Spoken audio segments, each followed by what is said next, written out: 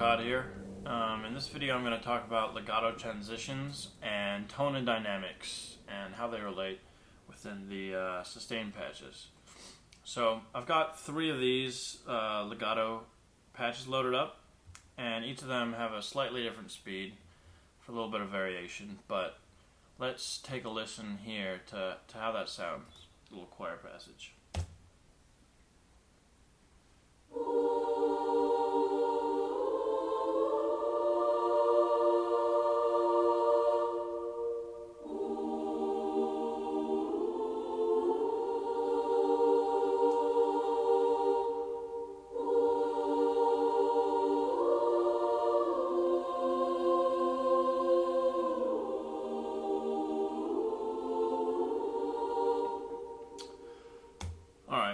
So I want those to be subtle, and I don't want them to be as long. It's almost like a portamento. So how are we going to change this? The first, thing that comes to mind is, why don't we just speed up all of the legato transitions, okay? So let's try that and see if that kind of makes them more subtle, but still has the connectivity that we're after. So I'm going to speed those up full speed and see if they're more subtle in the arrangement.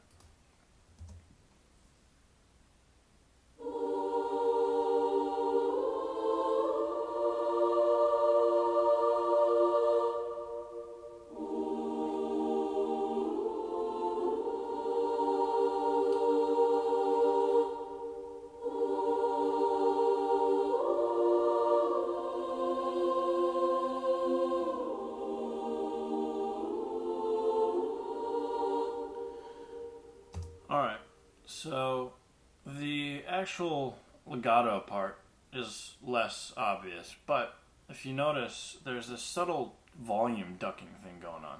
So what I did is I duplicated the tracks. We've got 3 identical tracks here, except I removed the legato from them. So these are just standard sustains, and let's see how they sound on top of the legato, okay?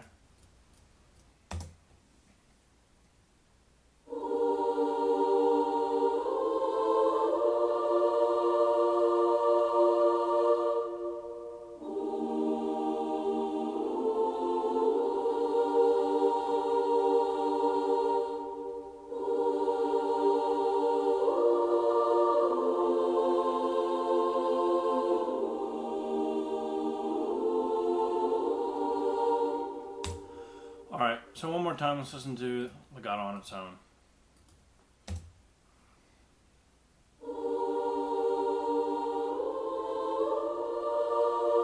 Alright, you hear that ducking? Now let's put it with the non-legato.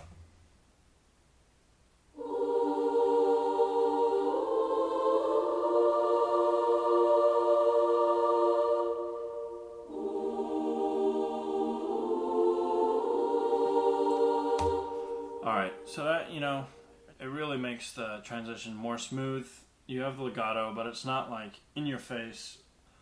So down here, it's a little thing I added, which lots of people tend to forget, I'm included, but breathing is such a huge part of the human voice, and you recognize when it's not there. It doesn't sound natural, so even the smallest little breath sounds will make a difference.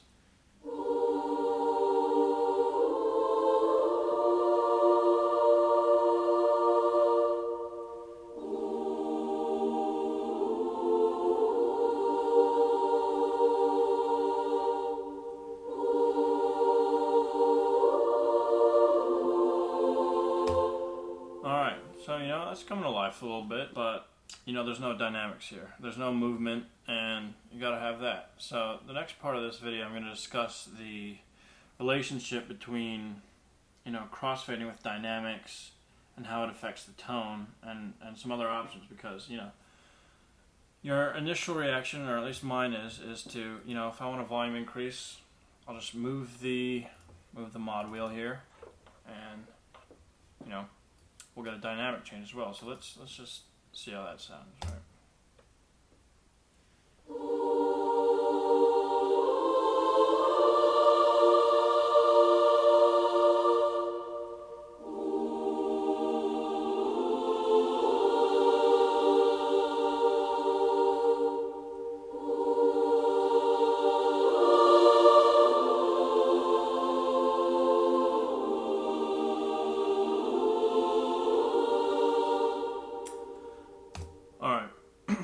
So notice how the tone changes. It's almost like it becomes more of an ah than an o. So you're getting this wider sound, and it's brighter as well as the volume increases.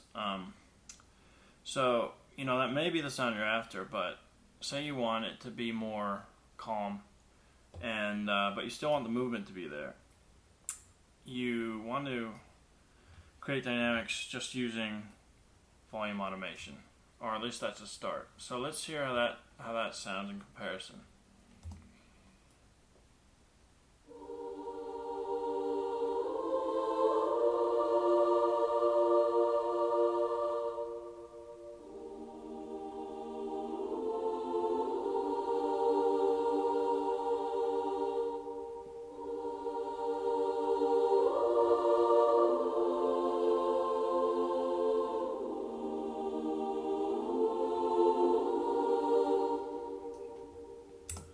Okay, so there's a huge difference there. That one's more gentle and subtle, and depending on what you're after, you will use both techniques for dynamics, because you don't want the choir to stay at one dynamic. It just doesn't have the movement. So let's try a combination of the two. Maybe just the smallest bit of swell, and then the volume automation to give it the movement. And let's see how that sounds.